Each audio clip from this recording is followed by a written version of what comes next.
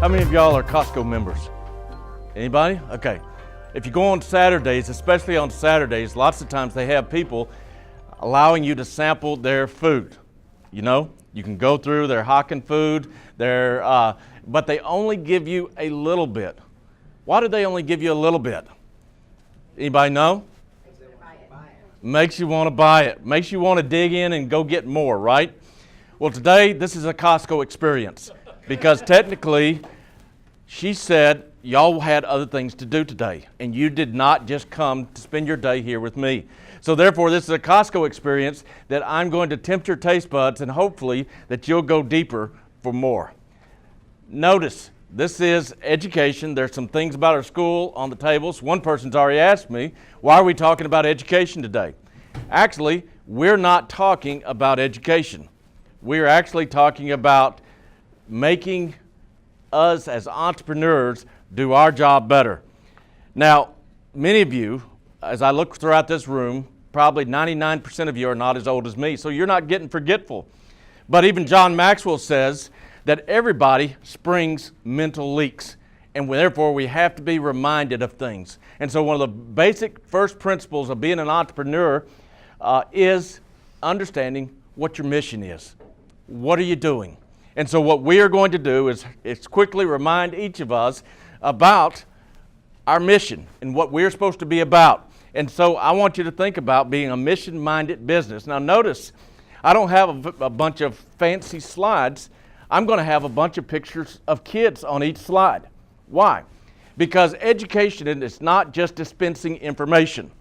See, for a lot of people, a school is just where you dispense information. But actually, it's more than that. It's about students.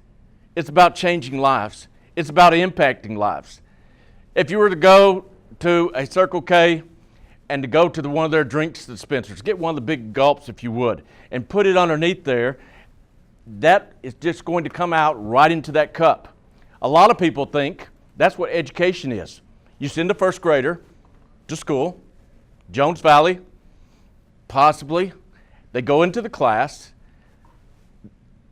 the teacher opens up the head and dispenses knowledge. At 3 o'clock, they close the head and they go home. And for 180 days, from 8 to 3, that's what they do.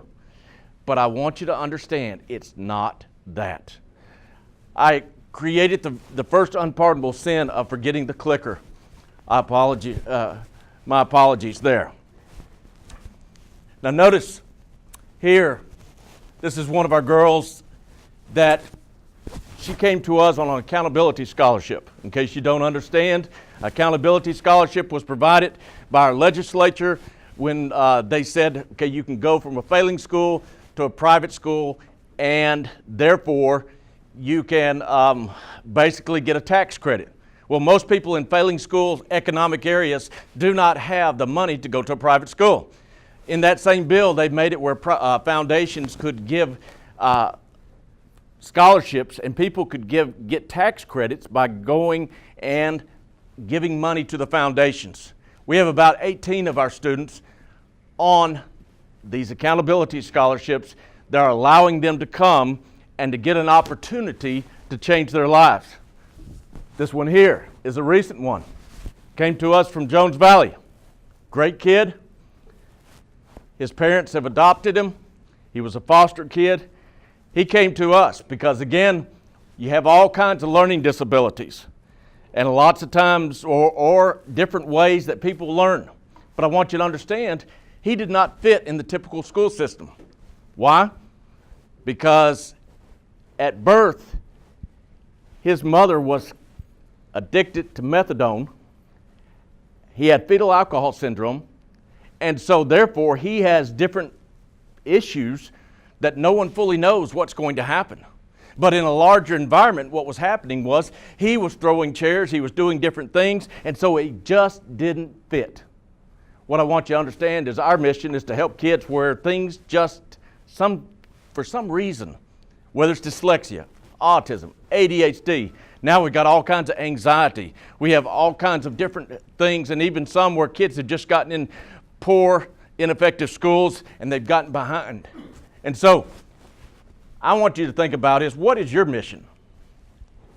First of all, I want you to know that an educator plus an entrepreneur, I'm sorry this didn't work out right, is an entrepreneur.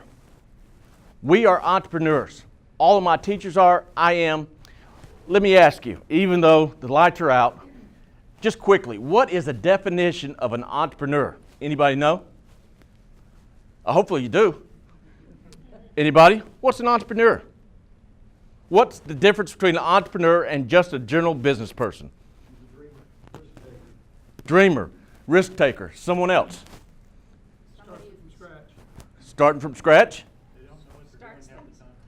Okay. But they're always looking for a better way. They're always looking for possibilities. Now, someone said they start from scratch, and you say, well, how can an educator start from scratch? Actually, every August they start from scratch with a kid. And if you have a teacher that's not just dispensing information, but is an entrepreneur, guess what? They are always going to be looking for a better way. They're going to be that dreamer. They're always going to be, even if it messes up, let's try to find a better way. And so, I want you to understand this is not just about education. This is about being an edupreneur. Now, for you youngsters, do you know who this is? That's von Braun, one of his first badges to get on the Redstone Arsenal. For some of you who are not locals, do you know some of the older ones? What did von Braun do? I promise you, my kids don't even know who von Braun is. It's Werner von Braun. Okay, yes, Werner von Braun. I'm sorry. He helped develop the Saturn rocket to take some moon. I think, and again, I may be wrong with my history, I think he was one of the first entrepreneurs in Huntsville. He had a dream, he had a vision, and he had a mission. And see, just think, as an entrepreneur, okay, if von Braun, or Werner von Braun, if he had decided one day, okay, we really need to get to outer space, but I think we need to have a segment of our scientists figuring out how to grow potatoes better. Would he have been on mission? Would we have possibly gotten to the moon or to outer space or even into orbit if we had had one section of the arsenal focusing on potato growing? You see, that's as obvious as I can make it, that we have to be worried about our mission. You see, our mission is not just about dispensing information, remember? But here is our high school students helping with United Cerebral Palsy's annual big fundraiser. We're helping with my high school to unload, set up, and do things like that. So why would we do something like that? Is that diverting from our mission? No, because what we're trying to do is not just get kids to be able to fill out tests, or to just, for a lot of educators, success is getting the same number of kids out at 3 that they got in at 8. In other words, we didn't lose anybody today, so hey, that's a good one.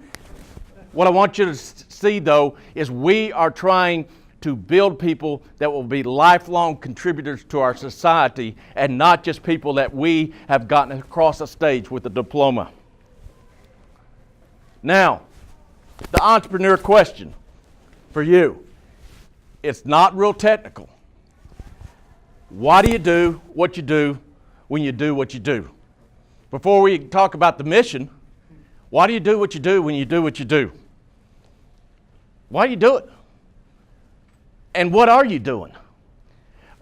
Is what you are doing adding up to what you say that you do? Or is it like von Braun possibly planting potatoes? This girl here was one of us. As far as one of our students here, she came to us possibly as with mental retardation. She didn't speak well, they couldn't get her to speak, so they didn't know how low up she was. but putting her in the right setting, because again, trying to figure out how to help a child to reach their full potential. She's in the 8th grade or in the 7th grade and just tested out at college level now. You see, putting her in the right setting, creating an environment where every child can succeed. And then even where she's sitting, in her home at Sparkman Homes, she cannot get out once she enters because it's not safe. We're using, again, because most entrepreneurs don't have a lot of money. There may be some rich people in here, but most people start with just some ingenuity, common sense, and hard work. We're using common sense with research-based education.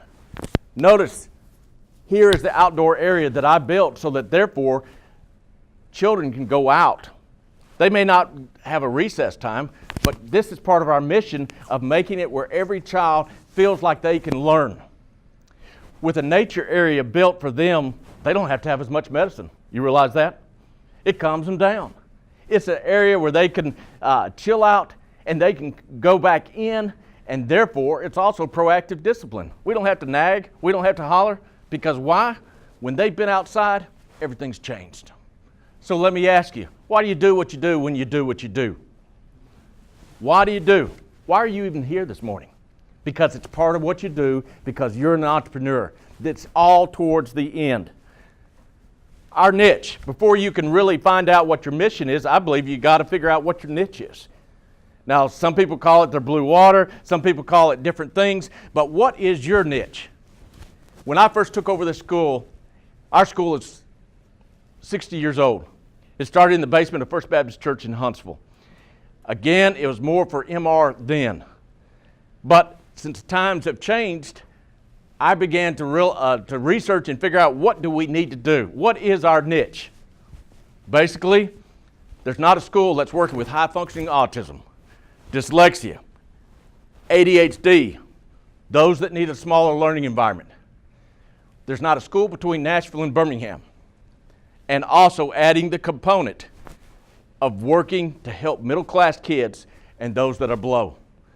There's a couple of schools that, again, you got $2,000 to $3,000 a month that they can accept. But how many families can afford that? So our niche, again, is working with kids with autism, Asperger's, ADHD, dyslexia, and even through the latest push within our schools, we're finding more kids with anxiety now. We even have a couple of kids with bipolar. You used to never see a child diagnosed with bipolar under the age of 12. Things are changing. But again, that is our niche. Let me ask you, what is your niche? How do we bring them in? Basically, because if we're going to help keep them for middle-class kids, what we have to do is we can't do a lot of marketing. So therefore, I go to a lot of events like this. But also, we're working with a lot of psychologists and other people, because I'm afraid to say a lot of the public schools think that we're in competition. And we're not in competition, because basically there's enough kids out there. I think that there's close to 50,000 kids in schools across Madison County. So there's plenty of kids for everybody. And so the idea is through word of mouth and letting people know that we are providing quality and trying to make a difference. This is another one of our kids. He was told by his mother, or his mother was told at Monrovia Elementary on the 3rd day of school last year that he was uneducatable. That was the teacher's word. This child has ADHD. He also has been diagnosed by me with a bad case of Dennis the Menace syndrome. He's all boy. Yes, he's got the wiggles, but boy, he's smart. And yes, he's got some issues, but what we're talking about is he deserves the chance to try to come up. I understand that I'm running out of time, so therefore, you got to figure out what your vision is. Before you can get your mission, you got to get your vision. And then our mission is not just to help get the kids through. Notice, find out what your niche is, then your vision, then your mission, and know you've got to decide where you're going and what you're doing with it. Our mission impacts everything we do. Our cost structure, how we do education, our overhead, our marketing. Even currently, we have been asked to leave our place we've been in for almost 60 years because of the growth of downtown Huntsville. And so we've been looking for a new location. We've just decided this week with Brandon Cruz to go in his new place with West Lawn Middle School. They've just been told literally last week that Huntsville City will be out, and so we'll be taking over a section of West Lawn as he strives to strategically remake it like what he did Huntsville West. But also, again, remember your niche, your vision, your mission, but also how are you going to decide what success is? Success for us is right here. This is one of our students. Sent me this a few weeks back. Just had his new child. This boy, he had some ways that put many of these gray hairs on me. Severe ADHD, was not always the best, but I want you to understand, he's a productive member of society. He's married, he's got children, and he's making a difference in this world. And that's part of the end of our mission of seeing success. And I want you to think about with whatever you're doing, because again, this is not just about education. It's about deciding, okay, what's our vision? What's our niche? What's our mission? And what's success going to be? And when you bring that to the table, you can do anything you want. No, it's not easy. It's taken 9 years for us to be an overnight success. And I just encourage you to think about being an entrepreneur and remembering what your mission is.